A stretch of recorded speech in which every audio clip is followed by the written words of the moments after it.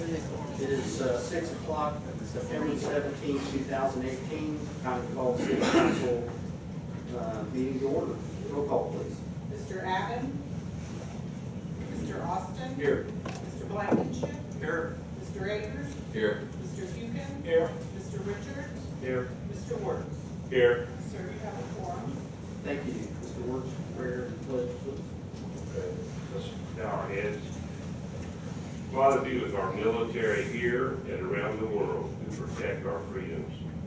Be with the Franklin Police and Fire Departments, who are our first responders and provide the safety of our constituents. Be with all city employees who provide the many services to make Franklin a destination. Be with our mayor and city council as we pass the 2019 budget and provide the fiduciary responsibility to lead Franklin forward. Father, allow the council to provide positive leadership.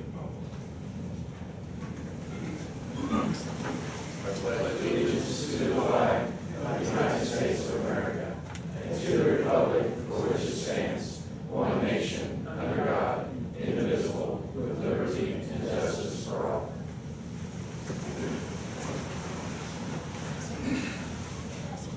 All right, is there any announcements, presentations, public comment? Marty? I just want to thank all the councilmen for their support this last year on our PDF, all of our events and farmers market. Everybody, some of you guys I know have done. Appreciate all your support. Thank you. Thank you, Marty. Thank you for what your organization does. Okay, anybody else? Hearing none, we have a new probationary officer, Jacob Piney, that we're going to swear in tonight.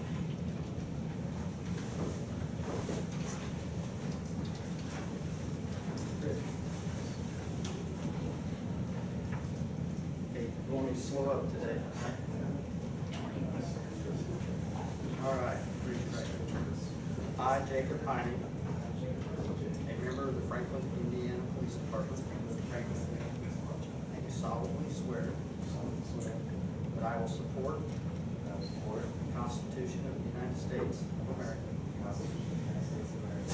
the Constitution of the State of Indiana, and that I will faithfully discharge all my official duties. Congratulations.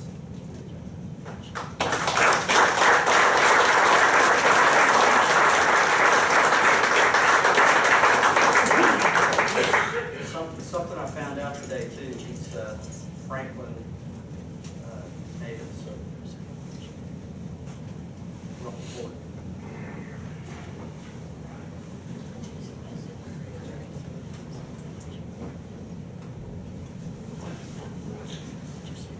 Now, as I always say, you're welcome to stay, or now is the time to go.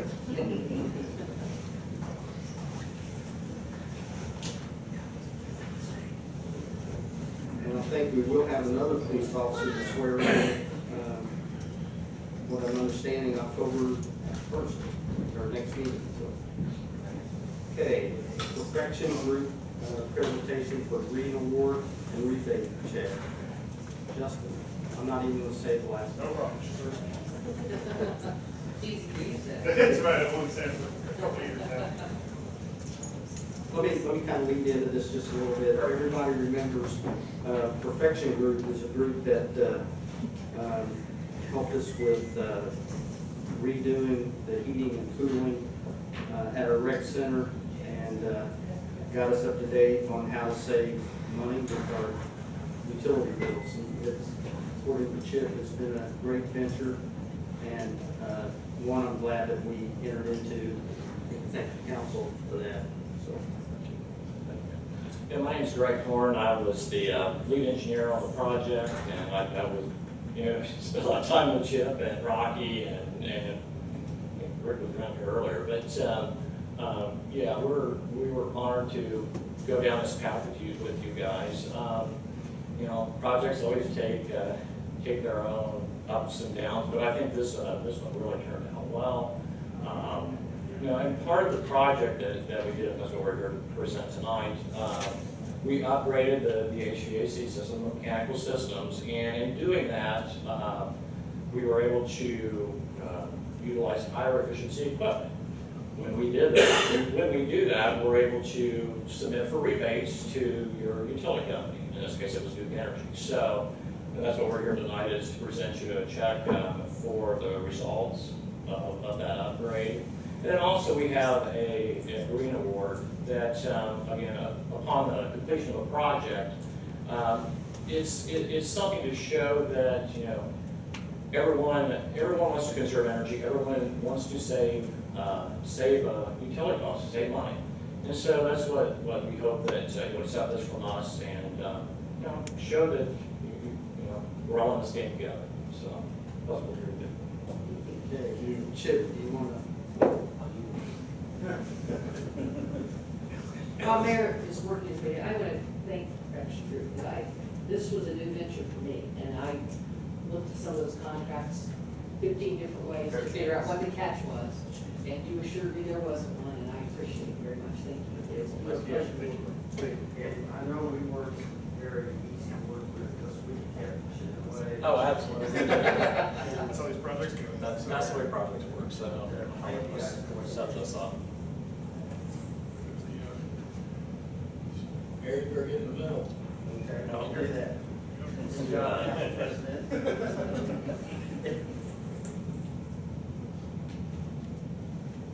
Okay, thank you. And what was the check? It Yeah. was, for $6,582.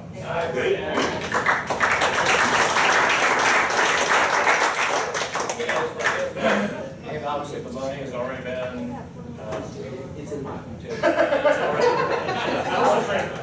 That didn't go through the drive-through to make sure. Now, the council, we were joking earlier at Board of Works meeting about Chip not coming back to the council yet and asking for money. He has saved on his energy bills, so that's one reason he hasn't had to come back and do that just yet. So it's Thank you. Thank We appreciate it. Thank you very much. just yet, maybe keep. Oh, he'll find some. I'll see you in October. Okay. Any more check presentations? We'll take them. Hearing none, that gets us, no more public comments, announcements. That gets us to the consent agenda. Whoop, Did I miss one? yeah, the I library. did, there you go. Presentations of the 2018 Explore Summer at Johnson County Public Library Summer Learning Program. Well, good evening, thank you.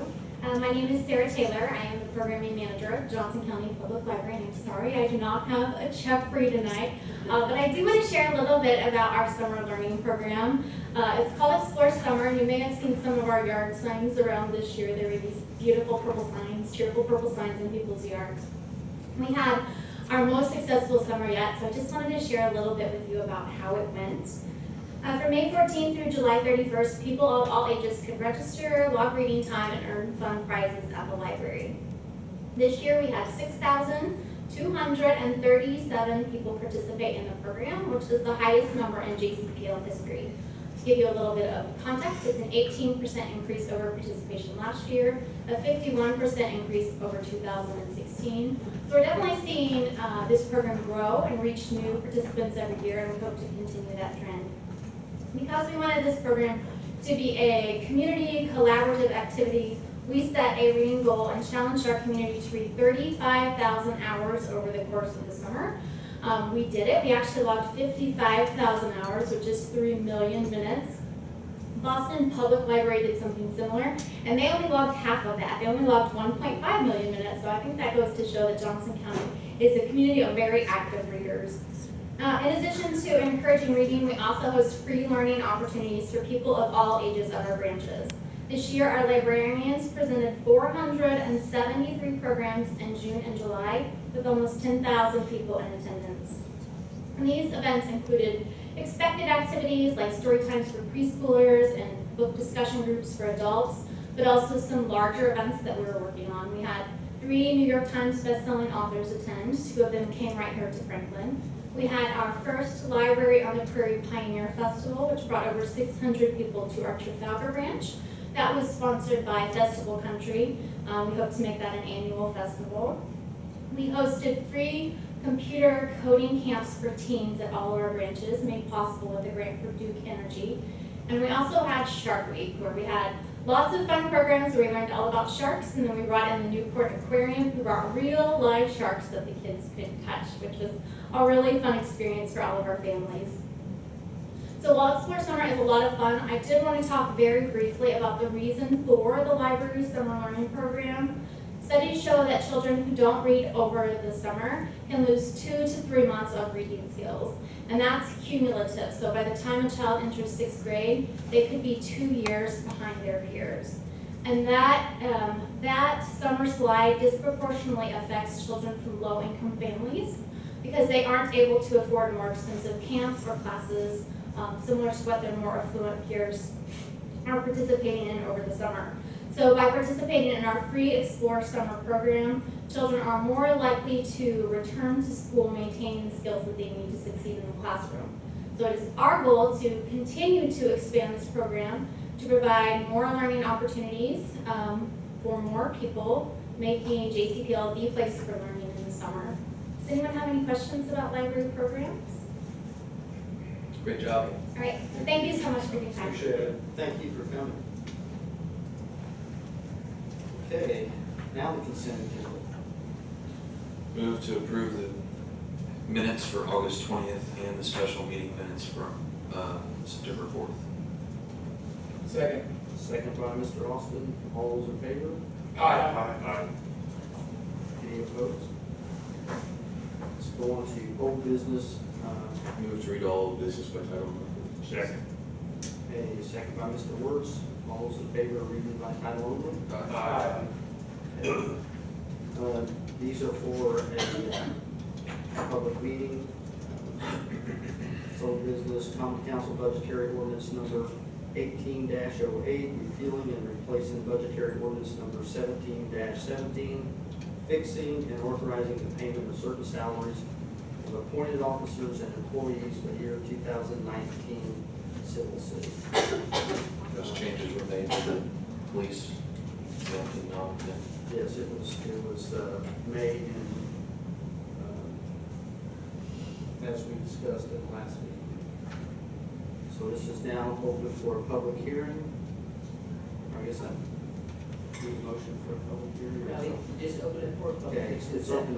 Okay, it's open for public hearing tonight, and next meeting will be the adoption of it. So it's open for a public meeting. Anybody wants to talk about that one or ask questions, feel free.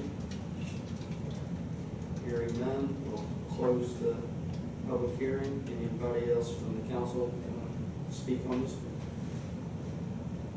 Okay, if not, we'll go on to item 2, which is also open for public hearing. Common council budgetary ordinance number 18-09, fixing and authorizing the payment of certain salaries of appointed officers and employees of the city of Franklin, Indiana for the year 2019 sewer utility. So it is now open for public hearing. Is there any questions from the public? Hearing none, we'll close the public hearing. Any questions from the council? Any discussion? And for those that are just here this time, again, this is the second time it's been here and we've discussed. So if you're here the first time and wondering why the council's not talking about it, we've already discussed it the last time, and prior to that, one-on-one conversations with myself and each council member for an hour to hour and a half. Okay, number 3, common council budgetary ordinance number 18-10, fixing the annual salaries and providing compensation and tax rate ordinance for year 2019. Again, open for public hearing. Hearing none, we'll close the public hearing.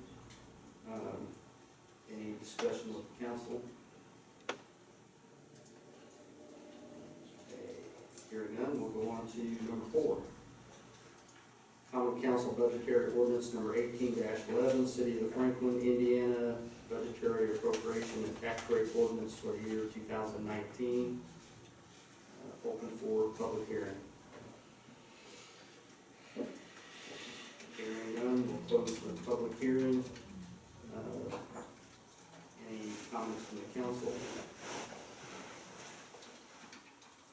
Okay, hearing none, we will move on to new business. However, before we go on, I will, and I told the two councilmen, whenever I said we had met and we talked one-on-one about concerns. I know Councilman Austin had concerns about sidewalks in your neighborhood, and Mark's here, and Mark, could you tell him what we're... Certainly. We are in the process of putting together an application for federal funding for doing sidewalks on Jefferson Street from Forsyth to the east, and we would also include rebuilding portions of that are in need of it, as well as drainage of stormwater. Thank you, Mark. That's one of the major concerns on the people that live on Jefferson Street is the water as well. So it's not just the sidewalks, but thank you, Mayor, I appreciate it. Okay, and then I think the other one, Mr. Eggers asked that we would, police department, look into dash cams and or body cams, and Chief Cochran is looking into that. So. I just spoke with Deputy Chief Tennell earlier tonight as well. Okay. I think that was the main concerns that was brought up during this meeting. So. Mr. Eggers, I might add that the body cams are something I think every police department aspires to at this point. The difficulties from the city's side are the technologies available. Yeah, And you I might mean, want like to that. include, might include Rick Littleton. Well, that's what Deputy Chief Tennell and I were speaking of tonight, which was some sort of a committee, and I know people love committees, but getting IT, possibly somebody from another department of similar size that already has some of this technology, to talk about the recurring costs, because once you buy the cameras, that's all fine and dandy, but it's the data, the storage that you actually have to maintain. And not only that, is the, in fact, that's the reason the largest city in our state, the city of Indianapolis, does not have body cameras. Right. Because it's not just the storage from the IT standpoint, which we do have issues with because of our growth, but it's also then, quite frankly, having a dedicated individual whose sole responsibility will be to edit Yeah. and or maintain and store that, because every time there is a public records request for any body cam, which we are obligated to give and should give, we have a corresponding duty to ensure that those are edited appropriately so that no private information is given, so that individuals who are not involved in an incident are not identified. I mean, there are a lot of restrictions, and so oftentimes the feedback that I've gotten from other entities is having the officers with body cams, wonderful. It is all the administrative things that go along with it. It can be an extraordinary expense. Oh, I understand. Just, yeah, we need to include everybody. Okay, thank you. All right, we'll go on to new business. Motion to read all new business by title only. Second. Second by Mr. Austin. Request to transfer appropriations from capital outlays 400 series to supplies 200 series in the amount of $44,500. Chief Dan today. Yes, request the council to money transfer $44,500. Okay, it's my 400 series to my 200 series. Majority of this money will be used to purchase a need of 19 sets of bunker gear. What was you saying? Purchase what? 19 sets of bunker gear? Bunker gear. Okay, I misunderstood you. Bunker gear, okay.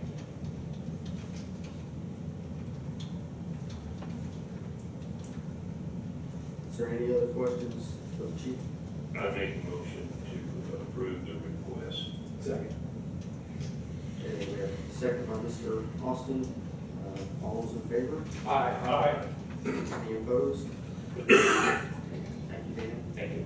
What is bunker gear? It's our firefighting gear. Okay. Yeah, each firefighter has two sets of, not totally two sets, they have two pairs of gloves, two pairs of pants, two pairs of coat, two jackets. And it's a, you rotate them out if we're on a fire, you can go and wash it, you put that stuff on, a car accident or something, you take it off, you're just covered in sweat. So everyone has 2 sets of gear. The shelf life's on it 10 years, so we try to keep it at that 10-year mark. It fades, the Velcro goes bad on it, the snaps go bad on it, you know, the stuff just doesn't last forever. Thank you. I wasn't just curious. Didn't know. Bunker gears, you thought we was going to war, right? I didn't know. Kind of like football equipment this time of year, you get kind of sweaty under all that stuff. Definitely. Thanks, Dan. Thank you. All right, the next one is for introduction only. Request for an ordinance to protect and preserve City of Franklin's tree resources. City Attorney Lynn Gray. Yes, sir, if you recall, Councilman recall, Councilman Woods asked that we just amend, quite frankly, our existing tree ordinance to reflect what we do. And the significance of doing it at this point in time, and I dealt with Chip and making sure that it's consistent with what we currently practice, was so that we can go forward and apply for some grants for Tree City purposes to get that Tree City designation. Timeline on that is we need to have it in place by October 31st. And so introducing it today, and then taking action on it at our next October meeting will give us plenty of time to then use that and apply for grants. Is there any questions? I would also add that the majority of this was already discussed at the park board level before it came here. Is that correct? So our parks and street department collaborate together in maintaining our trees in the city. And the arborist has assisted us in preparing a tree care manual. That's what's attached to this reference. Anytime you apply for a grant, they want to know we have an ordinance. This would be helpful with us applying for grants. And I will tell you, that is quite a task. We have 2 crews out every single day maintaining the street trees that we have. And I still have people calling every day, get my tree next. So, all right, any other questions? There is a tree advisory board that will follow that ordinance. Yes, thank you. I think you're the president of that advisory. That's correct. Thank you. Okay, request for tax abatement waiver of non-compliance by Mitsubishi Turbocharger and Engine America. Community Development Director. Mr. Lee, it says one of y'all. I know. Those are.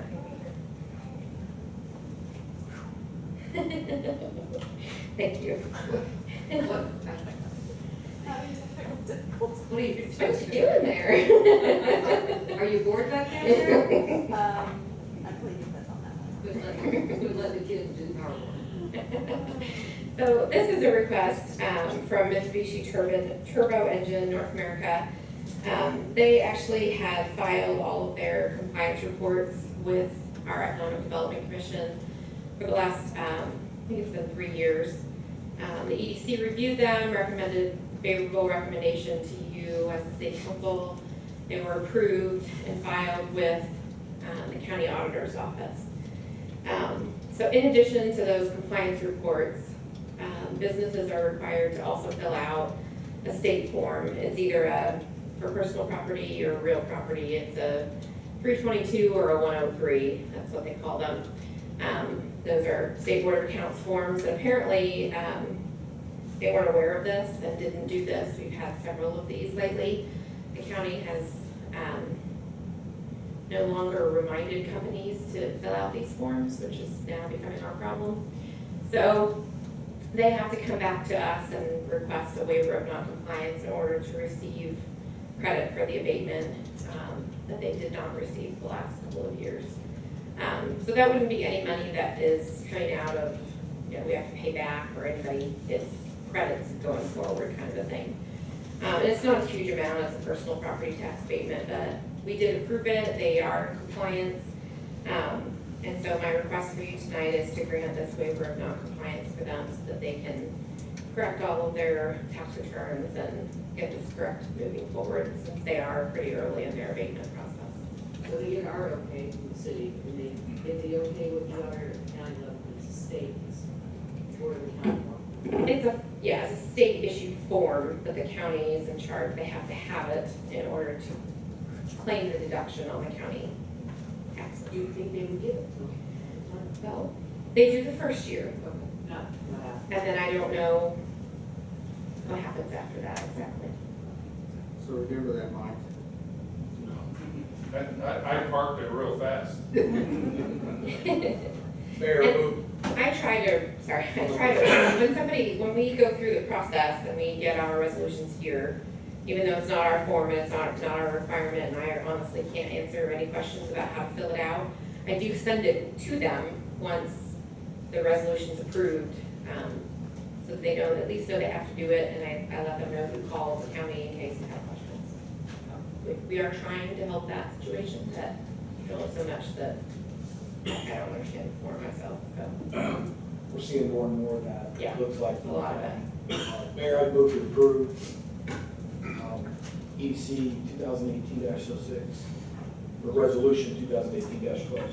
Second. And we have a motion and a second by Mr. Pekin. All those in favor? Aye.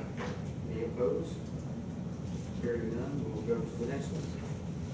Request for a tax abatement for Amazing Food and Beverage Group LLC, Community Development Director Krista Linke, and I'm pretty excited about this one. Go ahead, Krista. I'll just give you a brief overview of the project. They're gonna do a presentation. We have, Leslie Wegner is here with Genovis. Then we have, the recommendation from the Economic Development Commission. So they met, Tuesday of last week and reviewed this. Their recommendation was for a 10-year real property tax abatement with a 2% economic development fee, and then a 10-year personal property tax abatement with a 3% economic development fee. Just to give you a brief summary, this is our shell building, the Redevelopment Commission's shell building. And so it's currently 50,000 square feet. They're looking at doubling the size of it. The investment numbers are impressive. It's a $10.8 million real property investment, $20 million in personal property. The number of employees, the average salaries, the number of employees is 150 over the next 4 years, and then average salaries are just over $20 an hour for those employees. So we're pretty excited about this project, and I'm going to let Leslie walk you through the presentation and give you some more details about the project as well. And while Leslie's getting ready, I will tell you that I've had a lot of questions on why is our shell building stopped. We got to a certain point and we quit building, and the reason we have been talking with Amazing Food and Beverage probably for 2 months now, knowing that they were looking real serious at wanting to buy it and then expand, so that it would have been a waste of money to go ahead and finish it out and then take it back apart and expand it. So that's why we waited on that. So go ahead, Leslie, sorry. Thank you. Leslie Wagner with Genovis, and with my colleague Jason Callio. Genovis, for those of you who may not know, we are a national site selection firm. We're headquartered in the Indianapolis metro area, and we work with corporate clients throughout North America, helping them navigate this process of where do we locate a facility. So we had the opportunity to meet Tim 6 or 8 months ago and have done exactly that. We've helped them navigate the process, and from a competitive standpoint, there was another location in Indiana, and then the location in Dry Ridge, Kentucky, was probably nipping right behind Franklin, Indiana. And the primary differential is, in fact, that shell building. The fact that the shell building is up significantly reduces the amount of time that it is going to take them to get their product to market, which in the coffee business, which I guess I'll share a little bit about who they are and what they do, but is there a clicker? Okay. Tim May. She's sitting right now. Thank you. Tim May, who has been to the city of Franklin on a number of occasions, is one of the most passionate people that I've ever met in my life. And he is so educated and knowledgeable about coffee. And the primary differential with Amazing Food and Beverage is that they are completely vertically integrated. So Kona is the coffee farm that is based in Hawaii. They grow the trees, they pick the beans. Those beans are going to be coming to Franklin, Indiana, roasted, and then I'm not even going to be able to do it justice, but if you'll move ahead just one, they're going to be creating this coffee product that is what he describes as a mouthful of coffee experience. So if you think of it like you would see a beer, a poured beer, and there's a head on the beer, that's this infused drink that is being brought here and going to be manufactured in Franklin. They already do the coffee concentrate. You might be familiar with the Simple Truth brand at Kroger. They distribute that coffee concentrate to Kroger. Now they're bringing it, and they will produce and they will continue to distribute from this facility, and then add another layer on top of that, which is this brewed latte, fabulous yumminess that I'm not doing justice. But I know that the result of it, it's going to be both tea and coffee. And if you move ahead one slide, you'll see down there at the bottom the cold brew lattes, the various flavors, dark chocolate, pumpkin spice. The ready-to-drink market is exploding. They are on the early stages of that explosion. They will be the only company in the U.S. that has the completely vertically integrated process. So that's what's going to happen here. And as Krista mentioned, the project is investment of about $30 million, made up of real and personal property, 150 employees over a 4 to 5 year period. The one thing about Tim, and some of you have met him and understand this already, is that he's very passionate about giving back to the community. He is I don't know if politically correct or not, but he's a Roman Catholic that absolutely believes in educating children. And so he has already taken action from the time that we first met with Franklin to now. He's already set up a foundation, and that foundation is exclusively for the benefit of providing resources, financial resources for kids to be educated from the Franklin community that might not otherwise be able to do so. There's also a number of other thoughts that he has regarding giving back as well. So just be assured that the company coming to the community and asking for a 10-year property tax abatement is not just wanting to take. They are very willing to give back in meaningful ways. That's really kind of it. I'm very happy to answer any questions. There's the site that is in the industrial park on Linville Way. I know that they have engaged the services of a professional engineering firm, ICC, based out of Ohio. They're working in parallel to work through the design and equipment aspects of the building. Not only is Tim looking at manufacturing here in Franklin, Indiana, but we are also working with him on siting 2 other projects, one which will be kind of west, Utah, and Crescent City, Nevada, somewhere in there, and then also looking at the Texas market. I'll put on my RDC hat for a moment, and I know, Dana, you've been working with these folks you and Krista both quite extensively in the last few weeks, and this company's been vetted out, and it's a strong thumbs up. Absolutely. Might also note that Leslie is a Franklin College graduate, so we're glad to have you. Well, I thank you for sharing that, and I've been back to Franklin a number of times over the last couple of months, and I'm just blown away by the progress. So you guys are doing some amazing things, and it's exciting to see. And I want to add that working with Tim, it has been a pleasure, and there's no doubt in my mind there's going to be good things come from this. And another company kind of diversifies us a little bit. Food, beverage group is different from the manufacturing of auto parts or things that Franklin is usually known for. So I do like the diversity that it's bringing. And I know he's also involved in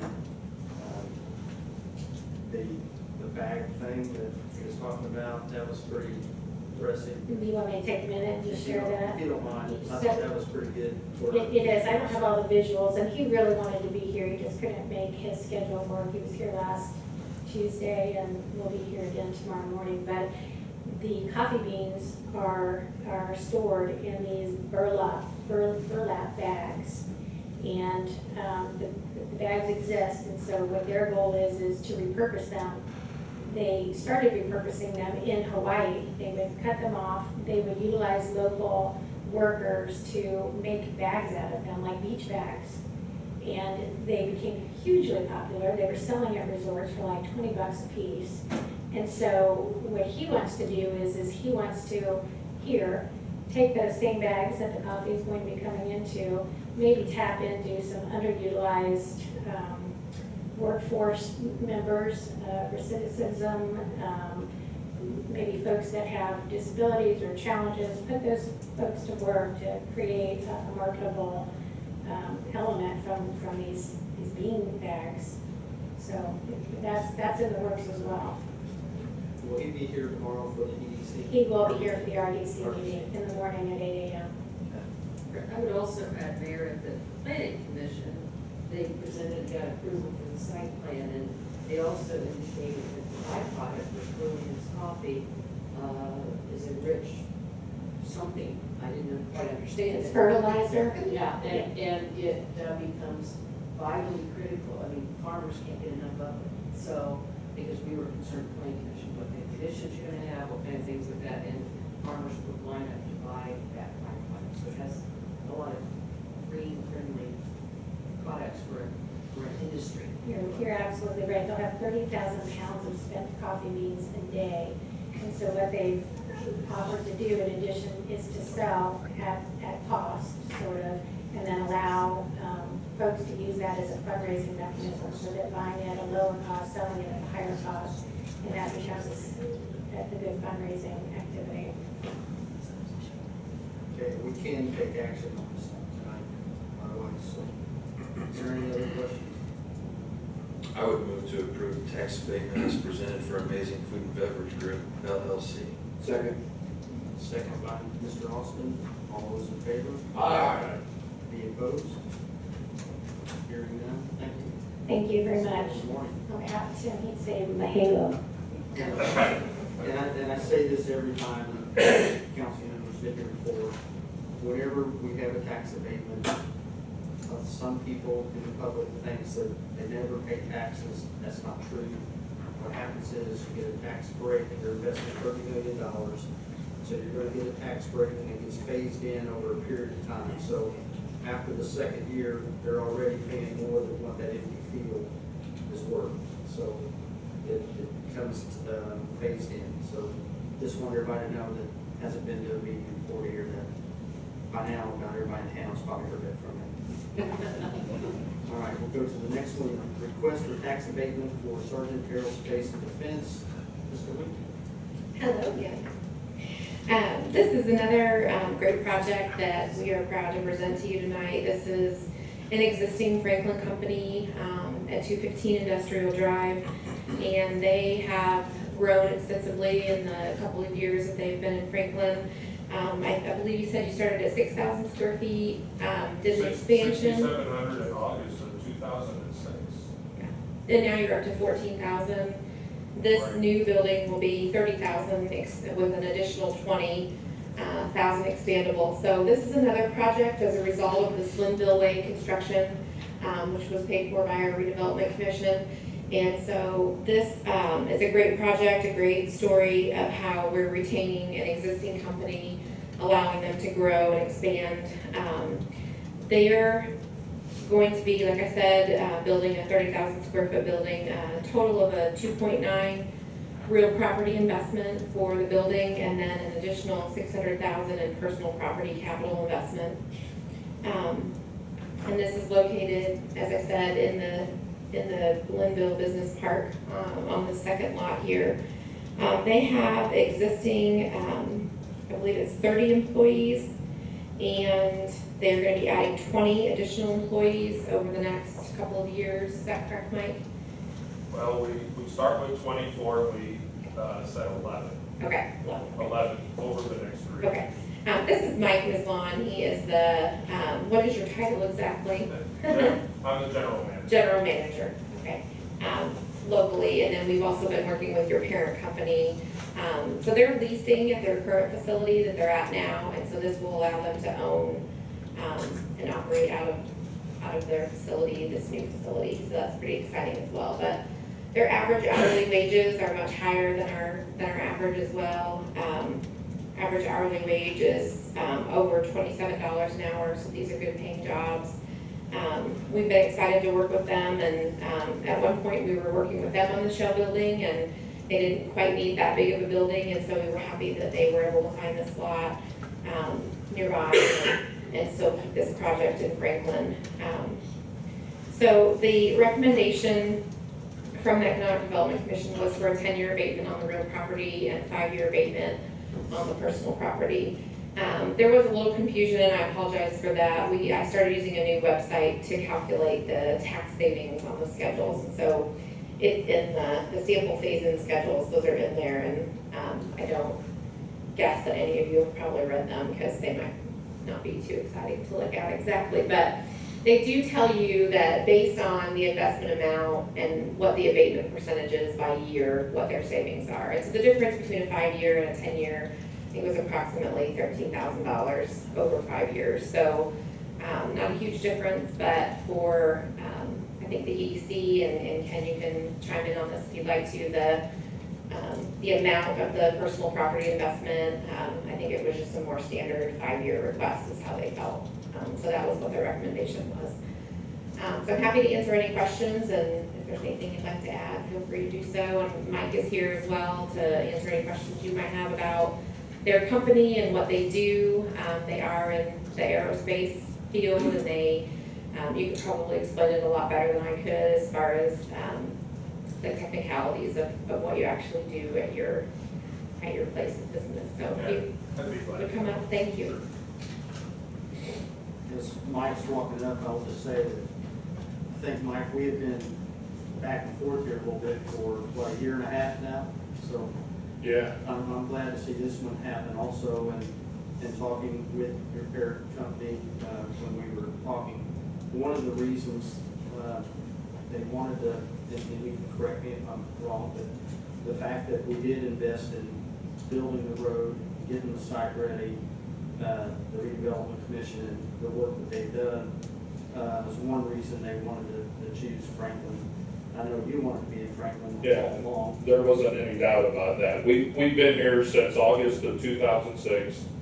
The building that we're in currently was 6,700 square feet.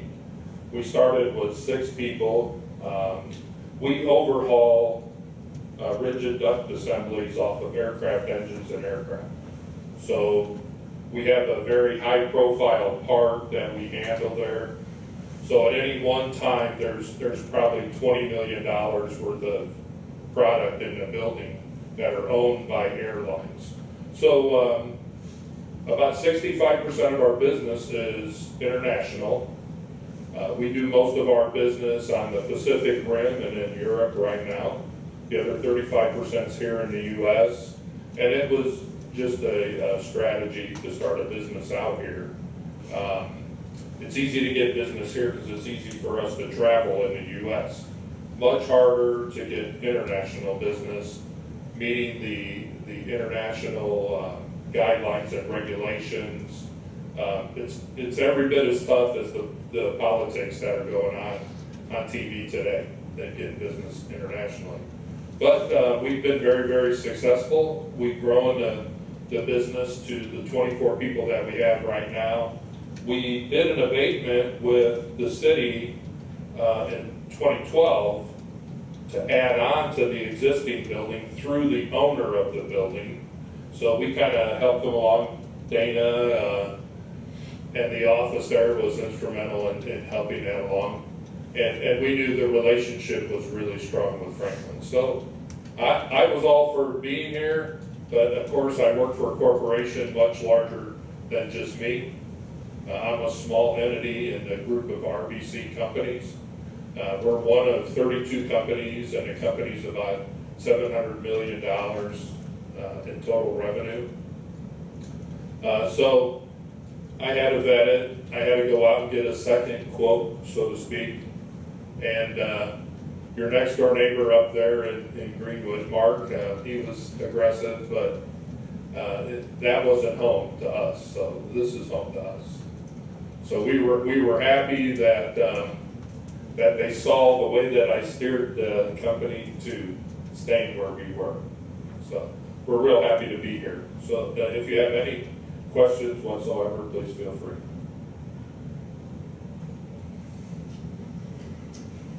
Yeah, so I guess we can approve this one tonight also. You certainly can. Mayor, I have nothing to add. Does any other councilman have any questions? Did you say who the parent company is? Roller Bearing Corporation of America, RBC. They're traded on NASDAQ, and their ticker is ROLL. Interesting thing about that, they bought our business group from Dover. When I was here the first time, I was owned by Dover. Dover Corporation spun off the aerospace group in 2014, and RBC bought it for $500 million. At the time that they bought Sargent, their stock was trading at $52 a share. It closed today at $151 a share. So that purchase of our business group has been a big driver in the profitability and their growth in their company. So it's a very stable company. They're self-supporting in everything. So when we talked about real property, most of the instruments and the tools that we need comes through 32 different divisions. So as they move a division, you know, we closed one up in Canada that was part of the Sargent group when the union up there made it very, very difficult for them to do business. So I was glad to see a lot of their equipment come my way. So we're renting warehouse space behind the Fletcher Dodge company there to store equipment until we can get the building built. And you know, I wish it would have been started a year and a half ago when we started talking, because I have a need for it with the growth that we have with our current customer base. So we're excited. I'm excited. Mayor, I move to approve case, excuse me, 2018-05. Second. Is that 1811? It looks like to me it might be That's the rest 2018-11.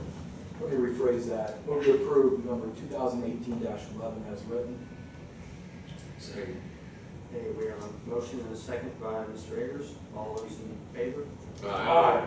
Any opposed? Hearing none, thank you, Mike. Thank you. Appreciate you guys being here and choosing Franklin.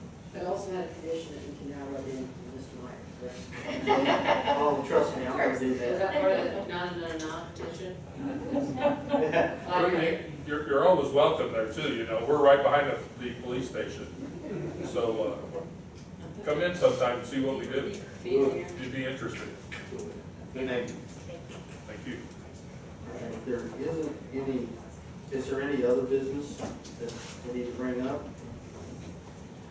Hearing none, we'll start. Mr. Austin, you got any council comments? Thanks, Mark and the mayor and mayor's office for, you know, at least listening to some of the concerns of constituents that are on the east side with the sidewalk situation and drainage. So appreciate you guys at least keeping this in mind. Thank you. I would announce that we have a RDC meeting at 8 in the morning, but I know that Councilman Wirtz will do that, so I won't. Yeah. Mr. Ortiz? Yeah.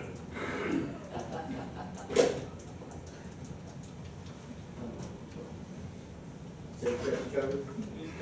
Okay, I think Mr. Ayers has got something that we've been working on. We have been working on the new Franklin City Court location. The mayor's office and myself and the court have discussed numerous times, and we have decided to hire a group called Cripe Solutions. They are a architectural firm and planning firm, and they're going to be giving us design options for moving the court to the Franklin Police Department. We did have the option of, or we discussed the option of moving it and utilizing this room as the court, and next door, the college has not wanted to relinquish their lease with that side of the building, so that kind of put us in a bind in that option. I, for one, did not want to purchase any more property and taking it off the tax rolls in terms of the city owning more property or building new. I didn't think that was a feasible option at this particular juncture. But this option will be giving us, I think, a couple different ways to create that area and redesigning a little bit of the street department, adding some more dry storage and record storage for the city, and putting in the police or the court up there at the police station. So that design process will be going on during this month. If you have any questions about that. I would also add, there are a couple of other things, as somebody, strangers is there every day, and I'm down there frequently with by ordinance violations and things. Having it next to the police department will be more efficient use of our officers' time. Absolutely. Because they're right next door. And now, currently, they have to be down there and have to stay, and sit around and wait. Now we just pull out of the alley next door. The other thing, in looking at this, if we were in a bind and we needed to use this support room, it's fine. But I have to tell you, this building, this room gets used a lot by the various boards that we have. And even looking at the space when Franklin College is going to vacate it at the conclusion of the lease, I don't know that it would accommodate everything that's needed to run a court, because we have room to expand the court with other things that they can do with regard to ordinance enforcement, unsafe building violations and things like that. So it seemed to me to have, this would be just temporary, we'd be having this conversation 5 years from now, when we outrun it. But I think that's Also, Yeah. as well as when we bought the building originally, knowing that that's a lot of space up there, the potential for what ifs as we grew, and I think it falls right into that. And I think this group will actually help. I think there's a lot of space up there at that building that's not being utilized to its fullest potential.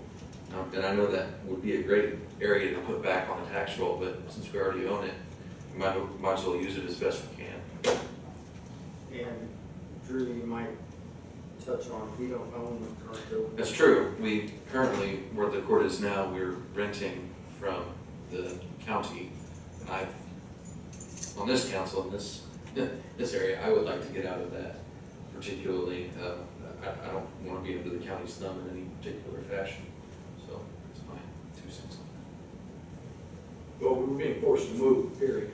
that. They would like us to. Some entities would like us to, and some would rather us stay, but And I would have to say, in all fairness, when I've dealt with the county, they have been very easy to work with. They, some of their offices need space, but the commission, they've been professional.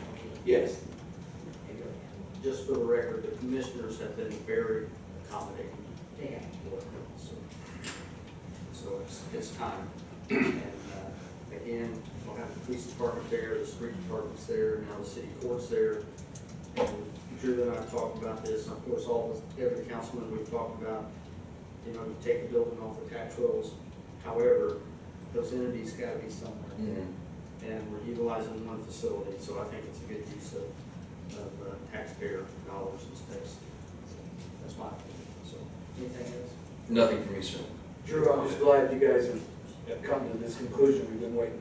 Yeah, no worries. And like I said, there's going to be a couple different scenarios and design aspects. Seems better. Yeah. Thank you. And this timeline suggests maybe a July move-in. We are there till 2020. Yeah. So this gives us 6 months to Buffer. run into problems. Yeah. So, not that they'll be there, just in case. Of course. Mr. Rick? Nothing at this time, so. Mr. Blake? Come on, guys. All right. All right, hearing none. Anybody else? Need a motion to adjourn? So moved. Second. Second by Mr. Austin, all those in favor? Aye.